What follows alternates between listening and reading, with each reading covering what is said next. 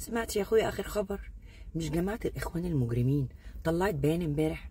هتقولي هي جماعه الاخوان لسه موجوده؟ اه يا اخويا لسه موجود. شفت يا اخويا، شفت ان هم ضحكوا عليك وفهموك ان هم مش موجودين؟ لا هم موجودين يا اخويا. الامانه العامه لجماعه الاخوان المجرمين امبارح طلعت بيان. بتقول ايه بقى في البيان؟ بتحث جميع شباب الجماعه، ما هم موجودين برضه، موجودين معانا برضه، ان هم ينزلوا يعملوا مظاهرات وثوره، ويقتحموا السجون المصريه. ايوه احنا عايزين نطبق التجربه اللي بتحصل دلوقتي في سوريا، عايزين نطبقها في مصر يا جماعه، ولو سمحتوا انزلوا، لان مفيش حل غير كده يا جماعه. ايه بقى اخر مواقف الجماعه اللي تبنتها في الفتره الاخرانيه؟ انا اقول لك يا سيدي، اصل شكلك كده مش متابع. من ساعه نجاح الثوره السوريه اللي محدش شاف لهم مظاهره توحد ربنا، ودخول الميليشيات والمرتزقه بتمويل امريكي اسرائيلي، وطبعا رعايه سمسار المرتزقه كلهم اردوغان باشا، وهروب بشار الاسد يلا بالسلامه راخر، مسك التلباني ده ولا الزلباني ولا المهم انه غير اسمه خلاه احمد العرض باين. ايه اللي حصل بقى؟ اسرائيل توغلت في الاراضي السوريه اكتر واكتر، لدرجه ان هي خدت جبل الشيخ. جبل الشيخ ده اللي معرفش يعني ركبت سوريا كده بالبلدي، لدرجه ان هم بقوا على مسافه 14 كيلو من العاصمه دمشق. عملوا تمركزات امنيه وعملوا حواجز وخدوا مباني بحالها عملوها للقوات بتاعتهم يقعدوا فيها.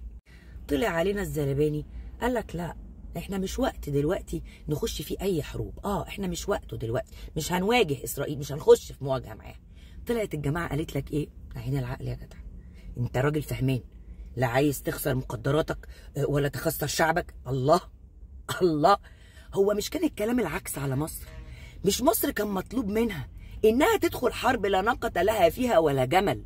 يعني اسرائيل توغلت في سوريا، عملت 250 طلعة جوية ضربت بيها كل المطارات والقواعد العسكرية، وضربت كل الطيارات، وأغرقت جميع القطع البحرية، وهم حنكة ونصاحة وفقاقة ما يعملوش مواجهة.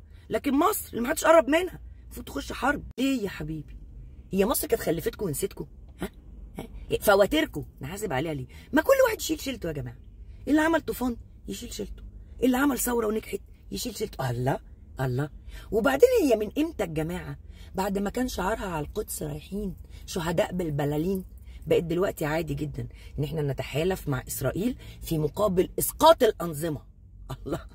هل الكلام ده معناه ان احنا بنتدخل في الشأن السوري؟ لا حبيبي، مش نجحت، مش مبسوطين، المهم تبقوا انتوا مبسوطين وراضيين بس. انا اللي يهمني ما تجوش بعد كام سنه تيجوا تقولوا لنا في الجيش المصري فين، اصل اسرائيل خدت ارضنا. لا حبايبي، كل واحد يشيل شيلته. نفكنا بقى من الحوار ده كله ونقول كلمتين كده على الهادي لشباب الجماعه اللي اتقال لهم انزلوا. حطهم حلقه في ودنك حبيبي، احنا نستمنى انك تنزل.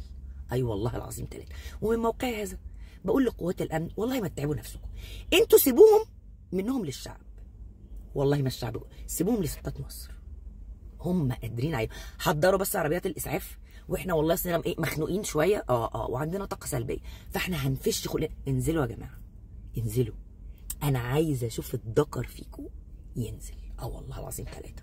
اصلكم ما بتتعلموش الدرس، انتوا مش فاهمين الشعب المصري كويس.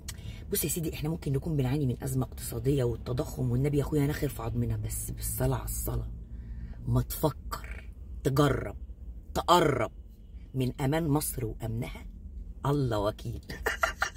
لا نكون مخليينكم عبره لمن لا يعتبر. احنا يا ابني نلاقي الخطر جاي على بلدنا نلزق في جيشنا كده وقيادتنا، نقفش فيهم قوي ونثبت في ارضنا بقى.